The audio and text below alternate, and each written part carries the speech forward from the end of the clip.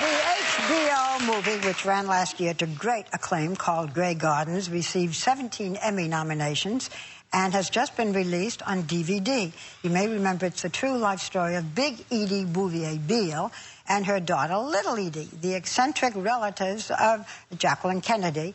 And they went from socialites to broken-down squalor, and they're portrayed with eerie perfection by Jessica Lange and her co-star, Drew Barrymore. Take a look. Dance to that, Edie. It's a waltz. Come on, get Edie up. Dance, a waltz. How can you resist it? How can you resist that?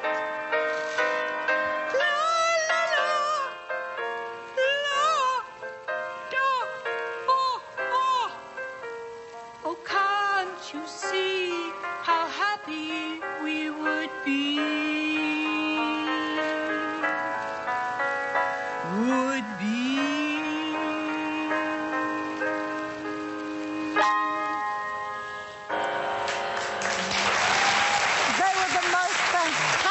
Performances, and both women are nominated for Emmys. Please welcome back, you won't recognize her, Jessica Lange.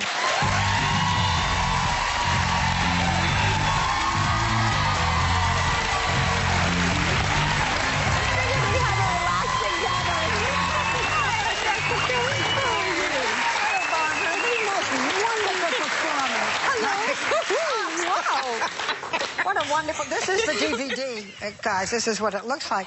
Wonderful. I mean, it's just an amazing performance. But, you know, in real life, you just broke your collarbone. You dislocated your arm. You can see it. How did you do this? Well, sweeping. No, I was, yes. I was emptying a dustpan off of the porch at my cabin, and my hand went through the rail, and it all gave way, and I... fell head first about 9 feet. Oh, my God. And actually hit this old iron garden pump. So was somebody home with you? No, I was alone, out in the middle of nowhere. So, yeah, I broke my collarbone, my shoulder blades, some ribs. Oh, but it's 4 months ago now. But you're by yourself? Okay. I'm healing. I'm healing. Okay. Oh, my goodness. I'm sorry to hear that. But you were able to get yourself back in to call somebody for help? I did. Yeah, I had to. I mean, the first thing you do is, like, figure out, you know, you do that body check. What's broken? What can move? And when I realized I could walk, I went back up the hill and called. Wow. You went back up the hill. I had We always knew you were a strong woman, Jessica, but you... No, it was all right. You know, I mean, it could have been so much worse, and, and I was actually very fortunate. So well, we're happy that you're here. I'm still here. But you know, when we look at this, and I saw the play, I saw the original documentary, and so forth. To age the way you did, and to go through that every day, to go from being 40 to being 80. What did you learn about being 80, and did you take this woman home with you every day? Well, I just love this woman. I love this character. She's great. She has such tremendous kind of perseverance and fortitude and spirit. And the thing I learned is that we really never have any idea how we really look. You know, I'd have on all that prosthetic makeup, which would take 5 hours every morning to do, and I'd feel like myself, you know, and then I'd catch a glimpse of myself in the mirror and think, oh, my God, this is how people see me. And I think that's how it is in my real life, too, you know.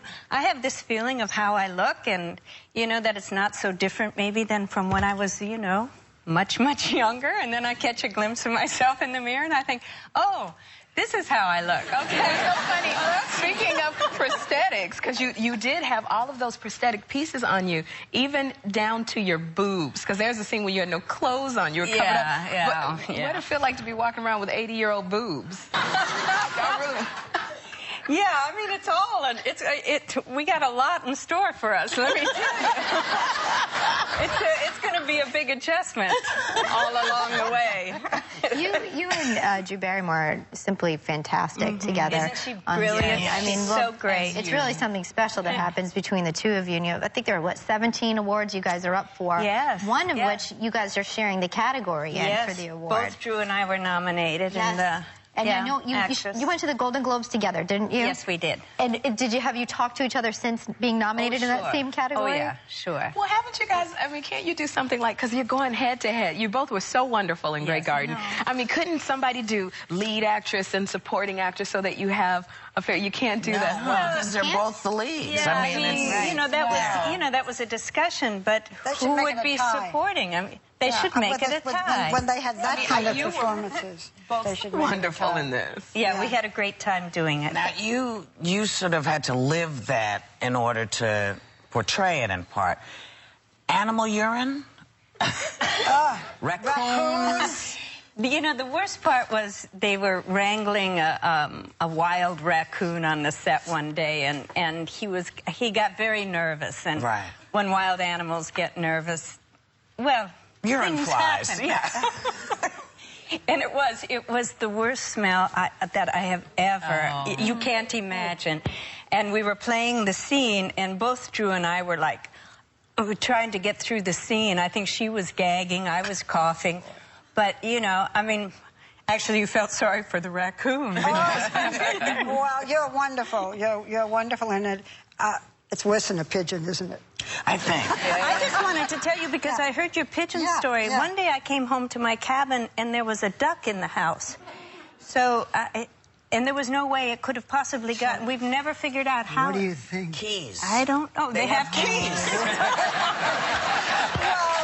You know how you leave stuff under the mat? Take it in the beat, open the door, go in the locker. I'm not so crazy. We love having you on, and you're wonderful. And I want to tell you that I did say that Grey Gardens just came out on DVD. Everyone in our audience is going to have such a good time. You're taking home a copy. We'll be right back.